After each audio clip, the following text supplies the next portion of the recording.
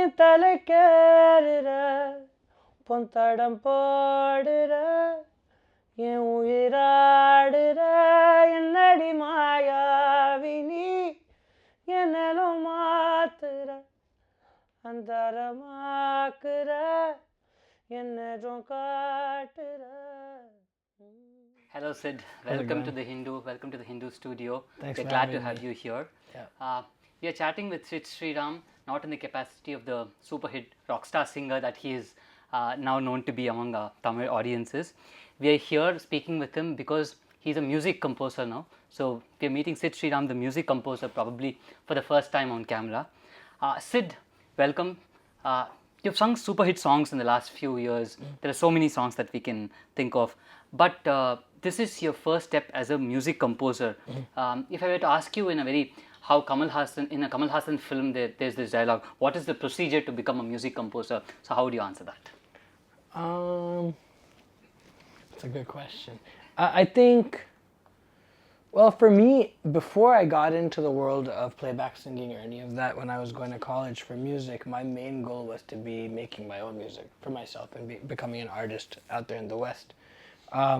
So all the preparation work, all my academic work was all geared towards me being a creative, producing, composing, mixing my own stuff.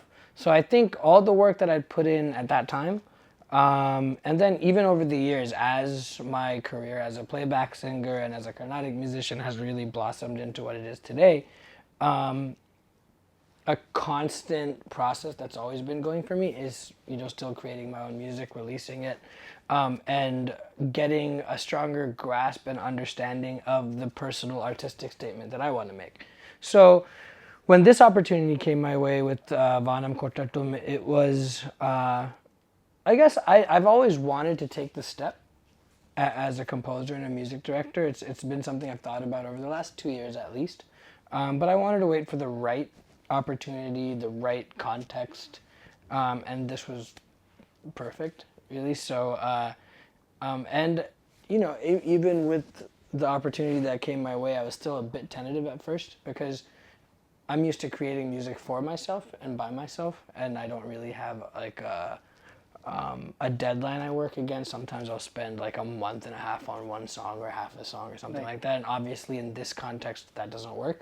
So that was a bit concerning, but I'm at a point in my life where I'm trying to take on as many challenges that push me to kind of like evolve right now. So this was just from every perspective, this project came at the perfect time. And it was the perfect project for me to accept. And the process has been amazing, very challenging, very time consuming, but super fun at the same time. Super. Yeah. You keep mentioning the word perfect, so I'd like to ask you, you started off in Collywood with the Adiye song in Karal, which was in a Mani Ratnam film, and now you get to compose for a Mani Ratnam produced film. He's also written the film and all that. Sure. So how much of Mani Ratnam, the man, how much has he influenced your decision into coming into composing? And once you decided that you were going to compose for this, how has he guided you through this process? Well, in terms of the actual process itself, the first person I spoke to was Dhanasekaran, the director, and he kind of briefed me on the story and what the gist of the film was, and that already kind of really got me pretty wrapped. And then after that, I spoke to Shiva Anand sir, who's the executive producer over there, and that was also a very intellectually stimulating conversation, which just made me feel better. And then finally, I spoke to Mani sir, and that was it just kind of like fully won me over, I guess. I've obviously always looked up to his work and his creativity and his intention, the intention with which he makes his art. And then I got to meet him, and it wasn't too many words exchanged, but everything he said was super poignant, and he said it in a very nonchalant, kind of just effortless way almost. And that instilled in me a sense of confidence, like, okay, I think I can make this work. Right. And it was all very instinctual. Like, I honestly didn't think about it too much. After I spoke to him, it was like in my head, it clicked like, I'm going to do this. And I didn't logically be like, okay, this is how much time I have available. I was like, okay, if I'm going to commit to it, I'm going to do it. But since we've actually started work, Interacting with him has been a dream. I think, coming back to what I already said, the intention with which he chooses his words in a conversation, that is super helpful for me with the learning curve I have ahead of me, because I'm generally a pretty chaotic, kind of like frenetic kind of person. My mind's in millions of places at once.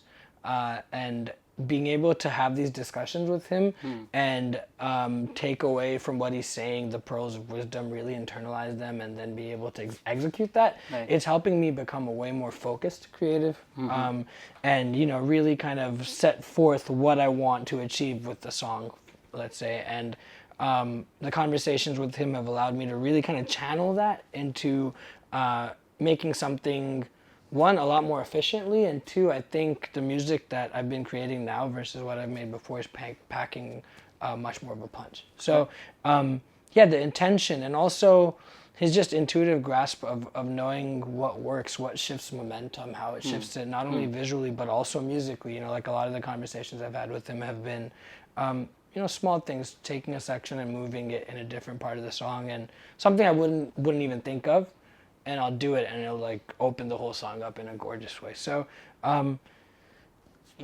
think for me, at every stage, when there's these points of inflection or something occurs in my life where there's some sort of rapid growth, I embrace it, because I want to learn. I never want to stagnate. I don't want to just be known as just a singer. I have a lot of creativity within myself that I really want to showcase, and I'm excited for people to hear this music. Super. So a lot of composers I meet have a set tune bank from which they draw, and they put it to suit the needs of the films and all that. With Vaanam Kottatum, considering it's set probably in the commercial space, I met with the director. He told me how this will be a multi-genre film. It'll have a bit of everything and all that. So how do you've started composing from scratch, or did you take something from your tune bank? How did that work? A couple ideas I'd worked on a few months ago, just when I was just jamming on ideas alone when I was in California. But otherwise, it's been a lot of new material, some like fragments of ideas from before that I've then taken and kind of progressed and evolved a bunch. The biggest thing that the team spoke to me about, and Mani Sir has reiterated, is that they wanted an experimental, or maybe not even experimental, but something that does not sound like anything that's been created before. That's really been their biggest criteria. And that's been so much fun for me, even ideas where maybe I had a melody from before, when they kind of gave me that criteria and those guidelines have pushed me in that direction, I've been able to really kind of break down any sense of boundaries mentally and make music that I just freely feel like making. Some of the ideas have been half-baked ideas from the past, but most of them have been created from scratch, specifically for this. I'm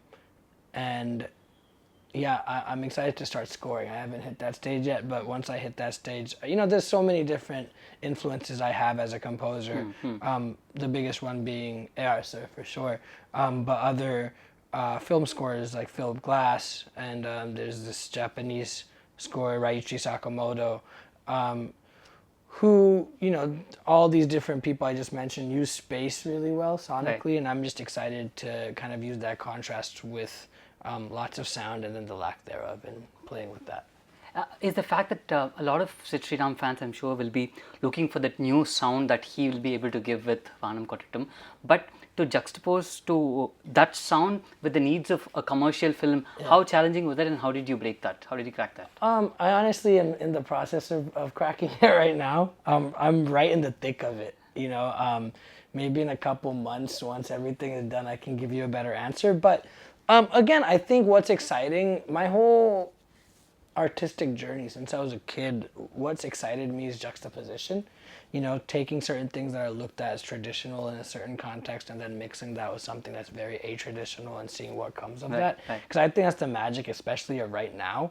The fact that, you can have some sort of a visual sequence that might be very commercial, but then you throw some very abstract music behind it and just see what happens. And again, I haven't even gotten to that stage yet. I'm still yet to do that, but I'm most excited about that part of the process, because I think for me, as a composer and a creator, I think visually as much as I do musically when I'm making music, in terms of like colors or just like aesthetic choices and stuff like that. So yeah, it's definitely going to be a challenge, you know, and it's going to be interesting to see what comes of it, but I trust in the director to create something magical, and it's just my job to complement whatever's there.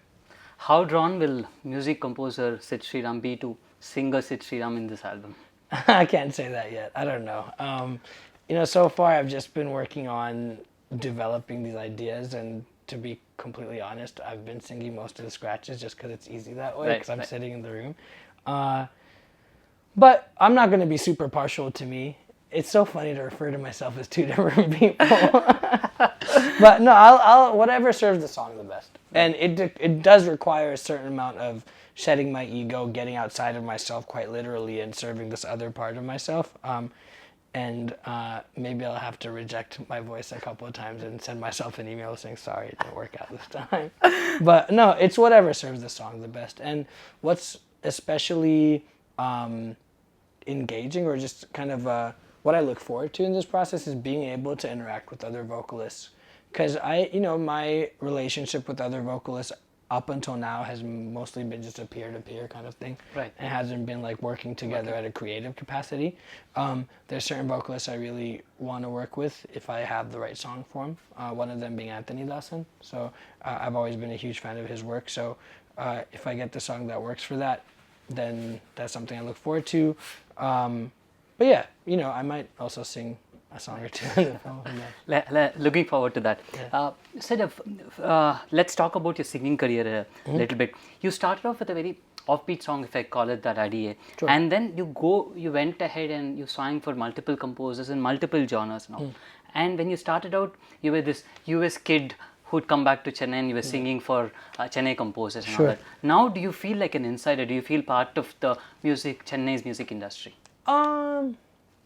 I guess. I think there's certain rites of passage and stuff, both in terms of positive and negative occurrences that I've had to go through over the last few years that have made me feel like maybe I'm an insider. But I've also, just generally, not just with regards to cinema or with Carnatic, anything, any industry or scene that I'm a part of, I much prefer to be on the periphery, because it just allows me my space to freely go about my life and make the music I want to make and kind of do what I want to do. And that's not to say that I'm not humbled and blessed to be a part of the film fraternity. I am blessed to have met the people that I've met, the friends that I've made through this journey has been amazing. But I still feel like I keep to myself for the most part. I'm just like that in general. Right. I've always kind of been that way. And that's just, it gives me the mental space to think clearly and just go about my work.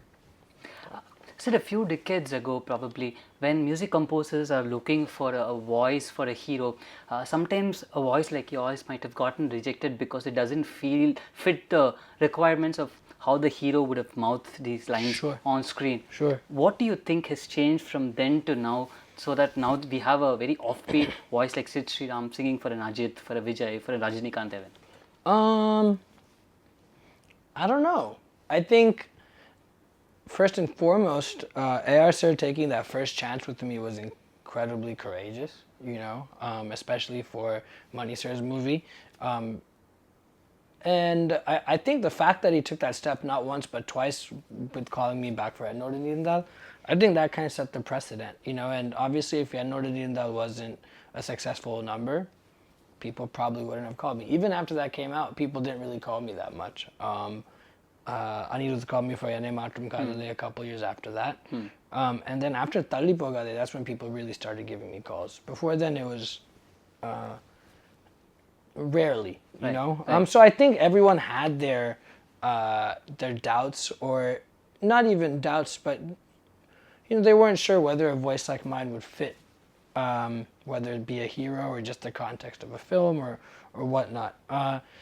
then Thalli Pogathey happened, and that kind of turned everything on its head a little bit. And I honestly, I can't tell you what changed it about now what the times are, but I think one thing that definitely contributes to all of this is the fact that with the internet being so prevalent and you know, songs become take on their own identity before a film comes out, you know, and you have those certain individuals that are willing to take that risk.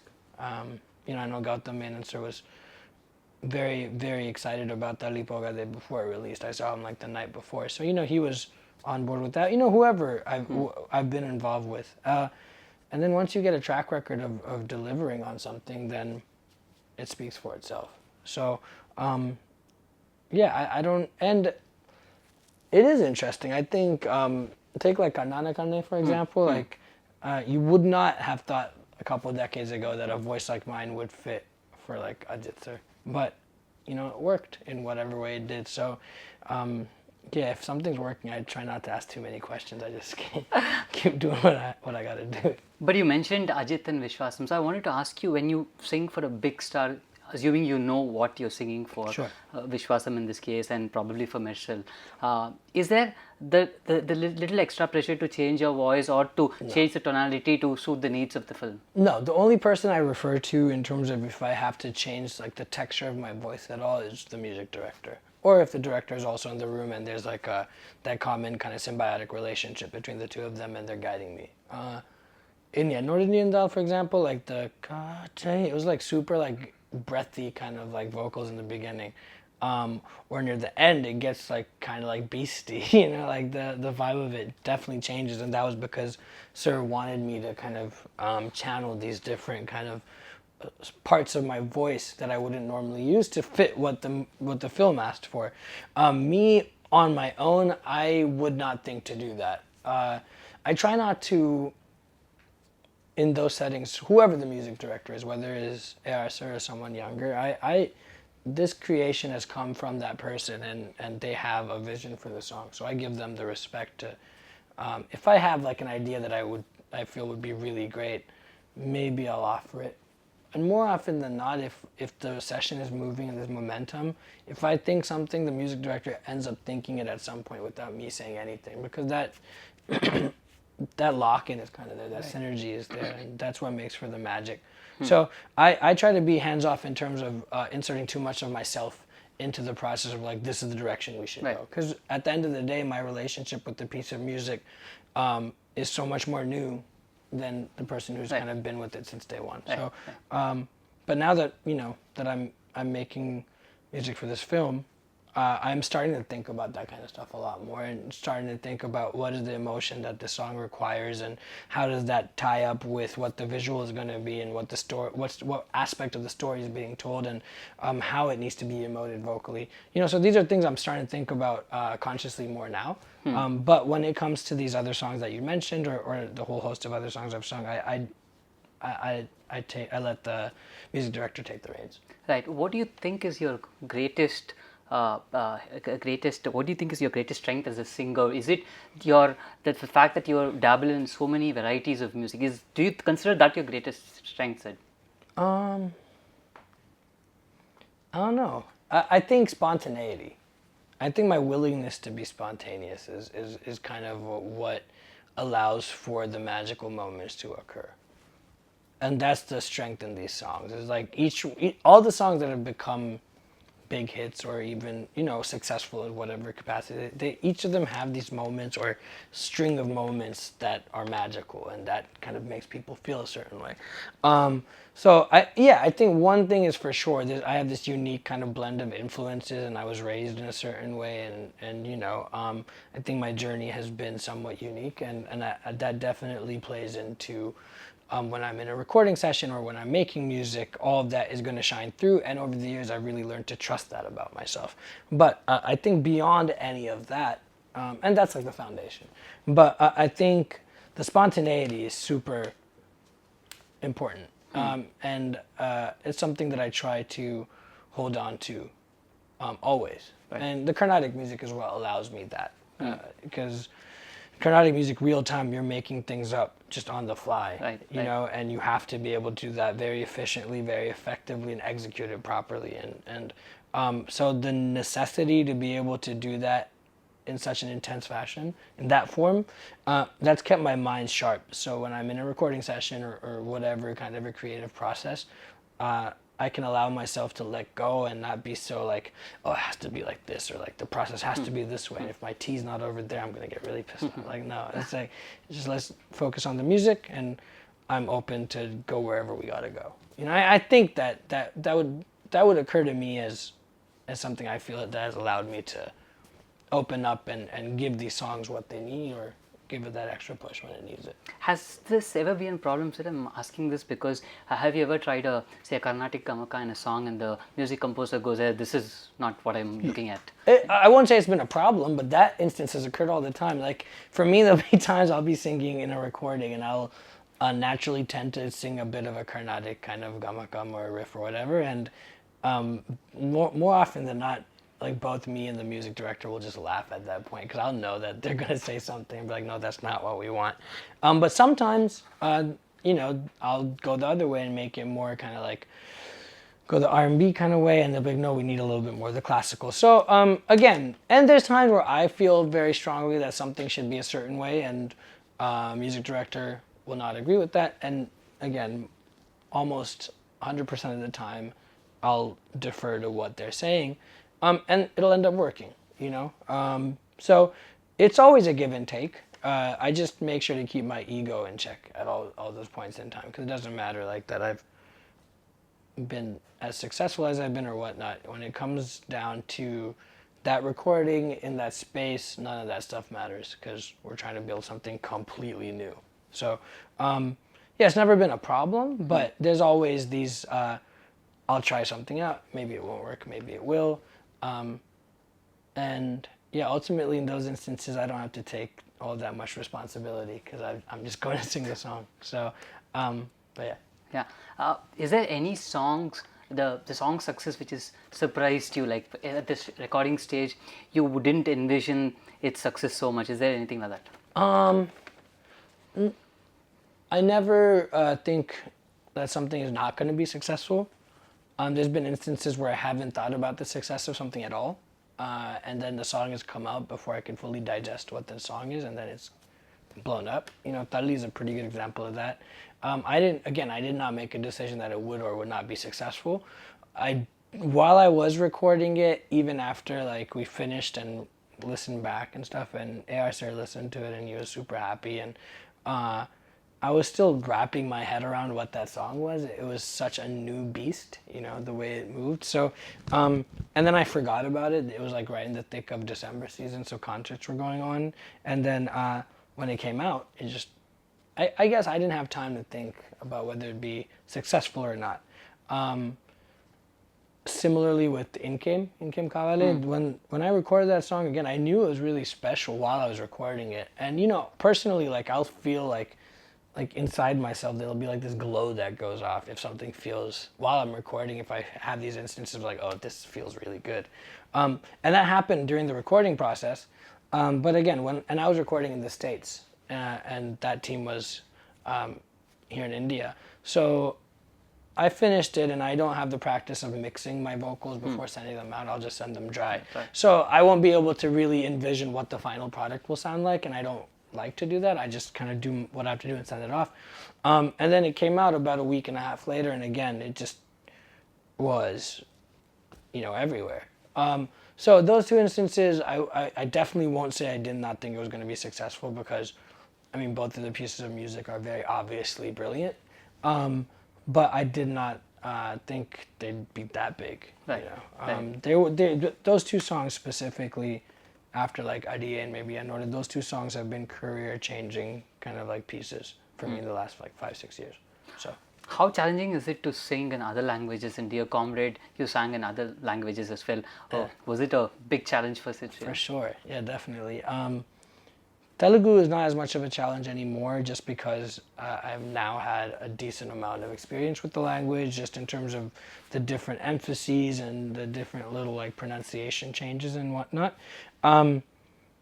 so but at first that was really challenging, and even after I had a few songs under my belt, like I'll make some very amateur mistakes, and I'll definitely hear about it online. I get like emails or like definitely tweets.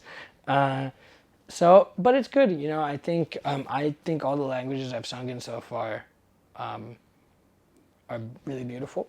And recently, I've sung a couple songs in Malayalam, also very gorgeous language. Something I had no grasp of though, like the different, like the like there's like a whole bunch of stuff I just didn't even know about.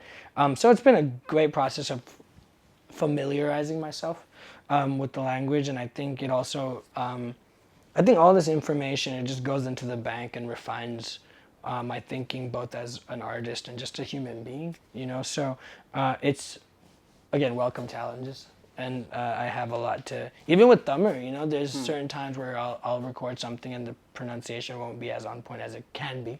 So it's all of it. It's a constant process of refining and getting better and doing more, and hoping people enjoy it. Okay, equally interesting, I'm sure, would have been the experience of recording with Ilaiyaraaja sir. We know Sure. that you recorded a song for Psycho. Yeah. Tell us about the experience of meeting the maestro. Oh, it was incredible. I met him first months ago just to go sing for him. I sang him a Carnatic song, and he didn't really say that much, but then they called me back, so I guess he liked it. But yeah, it's just magical getting to see him in person. I got into his music kind of late. Like when I was growing up as a kid, I wasn't that up on his music, and I hadn't spent the time with it. But I really developed a relationship with his music probably like midway through college, and then it's just grown since then. And it's gorgeous. You know, there's so many layers, and just what he did for Indian cinema is revolutionary. So then to get to meet him in person the first time, it was incredible. Then to record with him guiding me, and kind of like the way he guided me, and the way he had me switch up certain phrasings, and you know, kind of pulled me away from my comfort zone. It was great, and he was super kind. Again, knew exactly what he wanted and how to get it out of me. And I can't wait for people to hear the music. I'm excited. I won't speak on it that much more because I don't want to jinx anything. I want the song to come out and people to make their decision about it. But just being able to meet him was incredible, and then to work with him. I've spoken about it in many interviews that's a dream. I think even the last time we spoke. So it's happened, and I've gotten to spend some time with him, and it's a blessing. Super. How different is Raja sir's method of composing when you compare it with Rahman's? Because I've heard several tales about how Rahman pushes the singer to find his own tune and find his own soul in a particular tune, Sure. whereas it works very differently in the Raja school of composing. Sure. Can you tell us how considering you just sung for both, Sure. How different was it? Yeah, I mean, and also just keeping in mind that my experience with Raja sir is much less than my experience with A.R sir. But yeah, I would say with A.R sir, there's the sense of he's pushing me in different directions and seeing what all he can kind of get out of me, and what that kind of point of resonance is going to be. With Raja sir, I sang it as composed, down to every last inflection, you know, and there was a real beauty in that for me. Actually, when that recording happened, it really opened my mind up, because me, naturally, as a creative person, a composer, a singer, I tend to, my mind is wired in a way that the sessions with A.R sir really, because like I said, I feel like my biggest strength is my spontaneity.